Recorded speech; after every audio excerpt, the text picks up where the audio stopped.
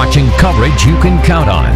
This is News Channel 15's First News Weekend. Good morning. It's Saturday, January 6th. Thanks for starting your day with us. I'm Chris Darby in for Sarah Schaefer. And I'm Rob Leidick. It's the first weekend of 2018. Can you believe it? And we're kind of starting off the weekend on yet another cold note. Yes, I woke up this morning. I pulled up the Wayne weather app. 1 degree, 1 single degree. It's a really lonely number. Yeah. We are actually at 2 degrees right now, believe it or not, and we're going to see temperatures in the teens today, but don't get too used to this bitterly cold weather because we're finally tracking some warmer days ahead. So good news there. I know my car needs a washing. We've got a thaw on the way this week. Let's take a look at what we're seeing outside this hour. It's a gray day, kind of like our suits that you'll see this morning. Looking at some gray skies on our Empyrean Event Center camera. Very frosty as temperatures drop down to near zero. We actually didn't drop below zero, though, overnight. We're at 2 degrees above zero, in fact, in Fort Wayne. Meanwhile, it is colder off to our south. Looking at 3 below this hour in Huntington and Bluffton, 7 degrees below zero in Hartford City, 13 below, very cold down in Marion.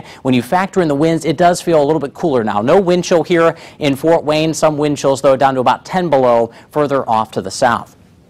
Here's a look at the satellite and radar picture this morning. Seeing some cloud cover overhead, some lake effect snow flurries, mostly off to the north and west. Now, our winds will be coming from the west today, so I don't think we're going to be dealing with these lake effect snow showers, and eventually we will see some breaks of sunshine between those clouds as we head into the afternoon. But it's going to be another cold day. Temperatures at 8 above at noon, 13 will be our high. I'm tracking the chance for some accumulating snow in your 10-day forecast in just a bit. First, back over to you, Chris. To our top story this morning, firefighters in New Haven layered up to battle a large house fire in this bitter cold early this morning. Overnight reporter Michael Kuhn layered up too and was on scene as the fire burned. He joins us now in the newsroom with the latest. Michael? Well, I spoke with the homeowner's son, and he told me his mother is safely in Florida for the winter, but he wasn't looking forward to having to make that heartbreaking phone call to break the news to her. A home destroyed. There is significant damage to the home. But a son grateful. Nobody was in the house at the time, and that's what we're thankful for. Fire crews responded to Ron Lorent's mother's house around 2:30 this morning. Flames already overwhelming the house by the time they arrived. I couldn't believe how much the house was inflamed. I hugged the neighbor who called me and woke me up at 3 o'clock in the morning and started crying. Laurent watched as the house he grew up in burned to the ground. We built this house in about 1965 when I was very young, and she's lived here since then.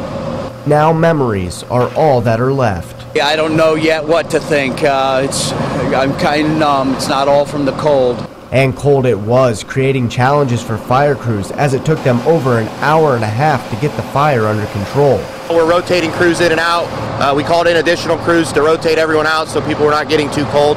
Everyone stayed safe, but now an empty space is left where a home used to be. It's where I grew up. It's home. It's my memories. Laurent says he and his family will decide what steps to take next for his mother once she returns from Florida.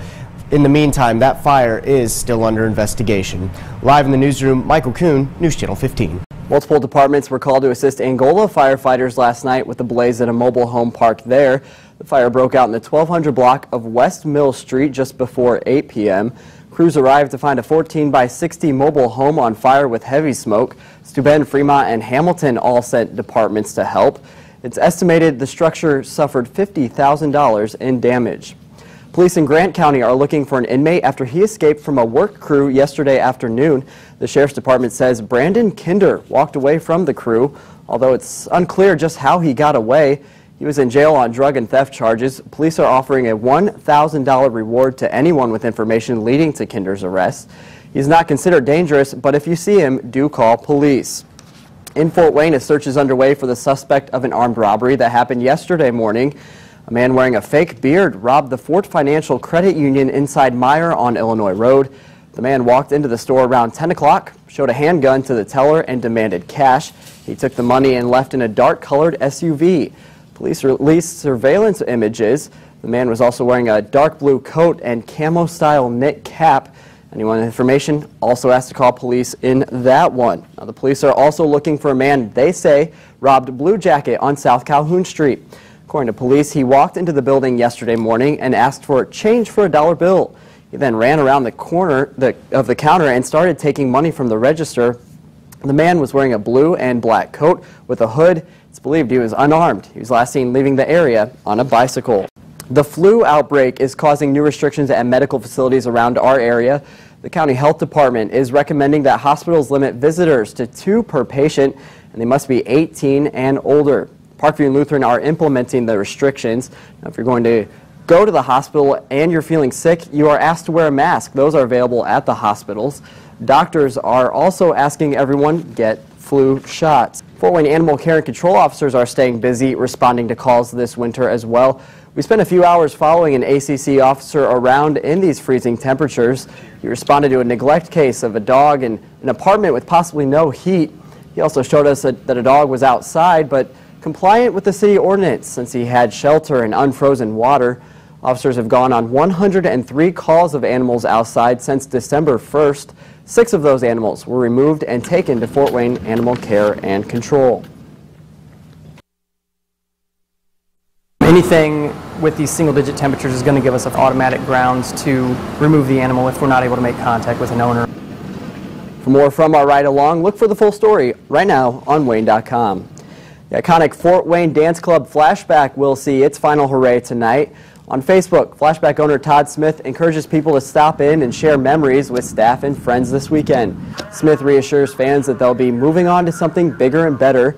His vision for 2018 includes renovating Early Birds and neighboring YOLO Event Center on North Wells Street. Flashback has been in business for more than 17 years.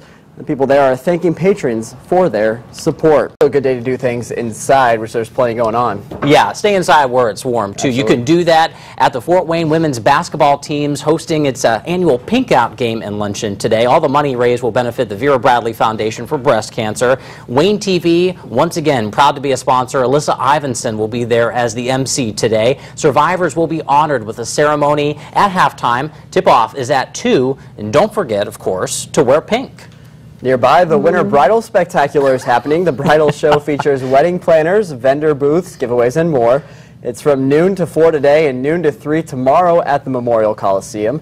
The cost to get in is $10. Call the number there on your screen for more information. We should say that was actually the sound of a chair moving through the studio. Just going to say that for those watching this morning. Okay, today you can head to the Hessen Castle Library branch for some good old-fashioned family fun. There will be 8 tables full of games starting at 11 a.m. You can expect traditional favorites and some new tabletop games. Snacks will be provided. Again, that is...